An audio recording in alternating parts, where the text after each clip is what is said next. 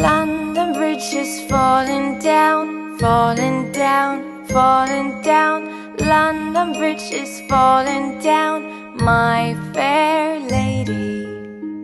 Halo Sobat Telusur Sejarah, gimana kabarnya nih? Gak biasanya ya pembukaan video Telusur Sejarah memutar lagu. Dari kalian ada yang tahu nggak lagu tersebut? Nah, untuk yang nggak tahu, lagu tersebut adalah lagu London Bridge is Falling Down, yang merupakan lagu anak-anak hits di abad ke-19 di Inggris dan Amerika Serikat. Pada masa itu, lagu ini sering digunakan dalam permainan anak-anak. Yang paling umum, dua permainan berpegangan tangan dan membuat lengkungan dengan tangan mereka, sementara yang lain melewati dalam satu file. Lengkungan kemudian diturunkan di akhir lagu untuk menangkap pemain. Pasti kalian mengira kalau lagu ini merupakan lagu yang ditulis dengan penuh keceriaan, karena notabene lagu anak-anak merupakan lagu yang atraktif dan penuh kebahagiaan. Eits, jangan salah, ternyata lagu ini memiliki sisi gelap loh. Sebenarnya dari beberapa sumber juga ada yang mengatakan bahwa lagu ini tidak memiliki maksud yang pasti. Akan tetapi nyatanya ada beberapa teori gelap yang berhubungan dengan lagu London Bridge is Falling Down. Yuk simak beberapa teori yang menyelimuti lagu ini.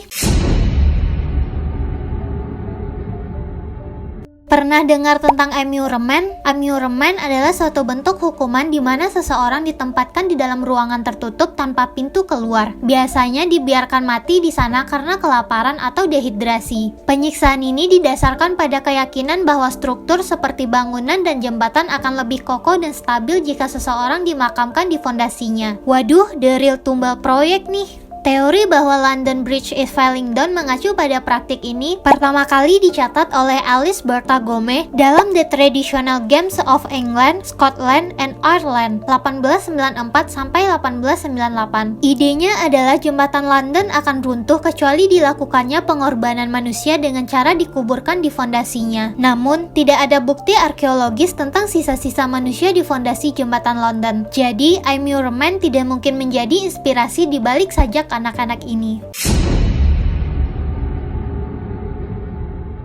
Heimskringla adalah kumpulan kisah tentang raja-raja Norwegia masa lalu yang ditulis dalam bahasa Norse kuno oleh penyair dan sejarawan Snorri Sturluson sekitar tahun 1230. Menurut Heimskringla, jembatan London dihancurkan oleh Olaf II dari Norwegia pada tahun 1014 atau 1009. Sebuah terjemahan abad ke-19 dari kisah Norse yang diterbitkan oleh Samuel Lang pada tahun 1844 bahkan menyertakan sebuah ayat yang sangat mirip dengan sajak anak-anak yang kita kenal sekarang. Dokumen asli Heimskringla memang merujuk pada jembatan London yang dihancurkan oleh Olaf II. Jadi beberapa sejarawan percaya bahwa catatan ini akurat, terutama karena dicatat hanya beberapa ratus tahun setelah peristiwa itu terjadi. Heimskringla merupakan satu-satunya yang mencatat kejadian historis penghancuran jembatan London oleh bangsa Viking, meskipun tidak ada laporan lain yang menguatkan tentang serangan semacam itu.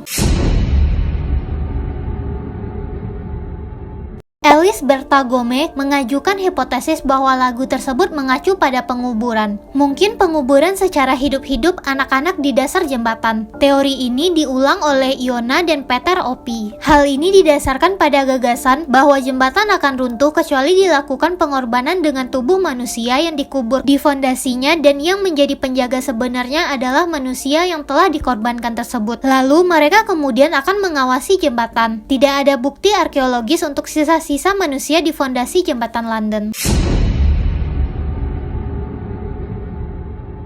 Sejak dahulu, jembatan London memainkan peran penting bagi kota London, karena jembatan ini yang menjadi satu-satunya sarana untuk melintasi sungai Thames hingga pertengahan abad ke-18. Sepanjang sejarah, jembatan ini pun telah mengalami kerusakan. Pada tahun 1633, jembatan ini rusak parah dan melemah karena kebakaran besar. Sebagian besar kerusakan tidak diperbaiki. Jembatan ini pun memiliki peran penting selama kebakaran besar London pada tahun 1666, karena jembatan ini bertindak sebagai penghalang dan mencegah api mencapai London Selatan. Jembatan ini awalnya dirancang dengan 19 lengkungan, akan tetapi lengkungan ini menghambat aliran sungai Thames. Situasi yang diperburuk oleh peningkatan lalu lintas sungai, sehingga diputuskan untuk memperlebar lengkungan tengah dan menciptakan lebih banyak rentang navigasi. Perbaikan ini selesai pada tahun 1763, tetapi jembatan terus membutuhkan pekerjaan bahkan setelah itu. Pada akhirnya, diputuskan bahwa jembatan baru diperlukan diperlukan. New London Bridge dibuka pada tahun 1831 dan bertahan hingga 1972 ketika diganti dan dipindahkan ke lokasinya saat ini di Lake Havasu City, Arizona. Dengan sejarah panjang kerusakan dan perbaikan, tak heran London Bridge is falling down menjadi begitu populer.